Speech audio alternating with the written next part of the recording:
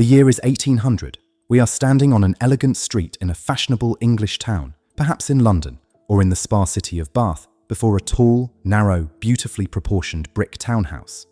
It is a Georgian house, named for the kings named George, who ruled Britain through this era, and it represents the height of refined taste, symmetrical, restrained, classical, with a glossy-painted front door framed by columns, a fan-shaped window above it, rows of tall sash windows marching up the façade, and an iron railing guarding the steps. It is a beautiful building, but to understand who lived inside it, you have to understand that this single house is, in fact, a vertical world, divided floor by floor into a strict social hierarchy. The family who own the house and the servants who run it live in the same building, pass each other on the same stairs, and depend utterly on one another. Yet they inhabit almost completely separate worlds, stacked one above the other from the cellar to the attic. Today, we are going to walk through this Georgian house, floor by floor, from the bottom to the top, and meet everyone who lived inside it in the England of 200 years ago. Using advanced AI trained on the surviving Georgian houses of Britain, the household manuals and account books of the period, the archaeology of these buildings, and the letters, novels and diaries that recorded daily life in the age of Jane Austen, we have reconstructed life inside the Georgian townhouse. Let us begin at the very bottom, below the level of the street, in the part of the house that the family preferred their guests never to see. The basement, the kitchen, and the world of the servants. Down a steep, narrow staircase, below street level, lies the working heart of the house. Here is the kitchen, dominated by a great cast-iron range and an open fire, where the cook and her assistants labour from before dawn until late at night to feed the household. The kitchen is hot, busy and smoky, hung with copper pots and pans, lined with shelves of crockery, and stocked from the adjoining larders, sculleries, and pantries where food is stored. Dishes are washed, and the endless, dirty work of the house is done. This basement world belongs to the servants. A genteel Georgian household might employ anywhere from a couple of servants to a dozen or more, depending on its wealth. A cook, kitchen maids, housemaids, a manservant or footman, perhaps a butler in a grand house, a lady's maid for the mistress, a valet for the master, a nursemaid for the children, and more. These servants, mostly young women and men from poorer families, worked extraordinarily long hours for low wages, rising first and sleeping last, in exchange for food, lodging, and a place in a respectable house. The basement was their domain, connected to the family's world above by a system of bells, so that with the pull of a cord in any room, a servant could be summoned instantly from below. The ground and first floors, the world of the family and the show of taste. Climb up from the basement to street level and above, and you enter the world the family wanted to display. The ground floor typically held the dining room and perhaps the master's study or library. The grandest room of all, the drawing room, where the family received guests, took tea, made music, and spent their elegant evenings, was usually placed on the first floor, up the main staircase, in a position of honor with the tallest, finest windows in the house. These rooms were the showcase of the family's wealth and taste. They were decorated in the refined classical style of the age, walls painted in fashionable colors or hung with paper, delicate plasterwork on the ceilings, elegant fireplaces of carved marble, polished mahogany furniture made by the great cabinet makers of the day, mirrors, paintings, and porcelain. Here the family lived the life we know from the novels of the period: the morning calls, the games of cards, the music on the pianoforte, the reading aloud, the careful, status-conscious entertaining of the right kind of guests. The drawing room was, above all, the stage on which a genteel family performed its respectability to the world. The dining room and the ritual of the meal. The dining room deserves special attention because dining was one of the central rituals of Georgian gentility. The family dined at a fixed hour that grew steadily later as the century went on, a mark of fashion since only the leisured classes could afford to dine in the late afternoon or evening rather than at midday like the labouring poor. The table was set with fine linen, gleaming silver, sparkling glassware, and the increasingly fashionable matched sets of porcelain.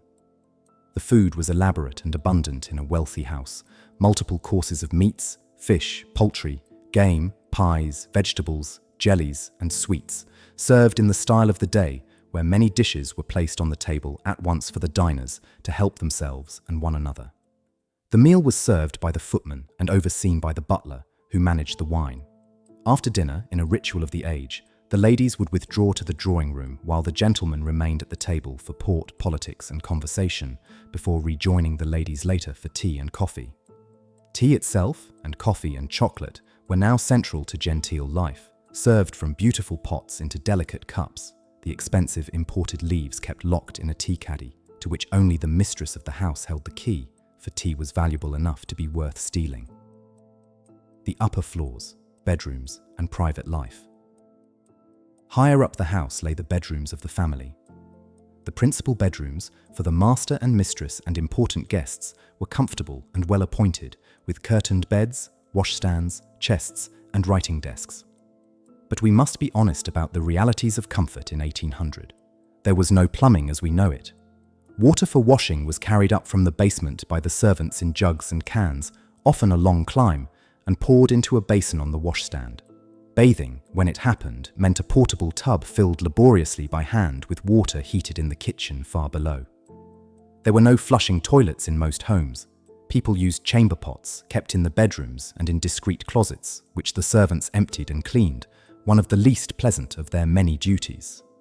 Lighting was by candle, the quality of the candle reflecting the household's wealth, and by oil lamp, with the family retiring not long after dark in winter, since light was expensive and the night was long. Heating was by coal fires in individual rooms, laid and lit and tended and cleaned by the housemaids, who hauled the heavy coal up from the cellar. The attic, where the servants slept. At the very top of the house, up the final, narrowest, plainest flight of stairs, lay the attic. Here, under the roof, in small, plain, often cold and cramped rooms, the servants slept. The contrast with the elegant floors below could not have been sharper. The servants' quarters were sparsely furnished, poorly heated, and far from the comforts the family enjoyed.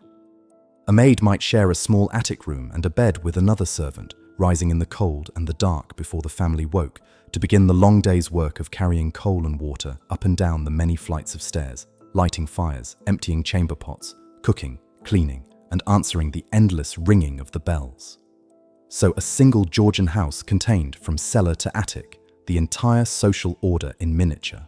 The servants labouring below the street and sleeping beneath the roof, the family living in elegance on the floors between, all under one roof, all dependent on one another, all part of one household, and all kept rigidly, carefully, in their proper places. And outside the front door, the town itself reflected the same elegant order. The Georgian age built some of the most beautiful urban landscapes in the world, graceful terraced streets, sweeping crescents, and harmonious squares, all built in the same restrained classical style, so that whole districts of cities like Bath, Edinburgh, and London became unified compositions of architectural beauty. The genteel family stepped out from their elegant front door into a world of promenades and pleasure gardens, of shops selling fashionable goods, of assembly rooms where balls and concerts were held, of coffee houses and circulating libraries. They travelled by carriage or by sedan chair carried by porters, or on foot, dressed in the elegant fashions of the age. It was a world of strict manners, of careful social distinctions, of calling cards and correct introductions, the world that Jane Austen observed and recorded with such precision, a world obsessed with respectability, marriage, money, and one's exact position in the delicate hierarchy of polite society. That was life inside a Georgian house in the England of 1800. A single elegant building that was, in truth, a vertical world, divided floor by floor. The servants labouring in the hot basement and sleeping in the cold attic. The family living their refined, ritualized lives in the beautiful rooms between. The whole household bound together and held rigidly apart by the iron rules of class. It was a world of extraordinary beauty and elegance, of fine furniture and delicate manners and exquisite architecture.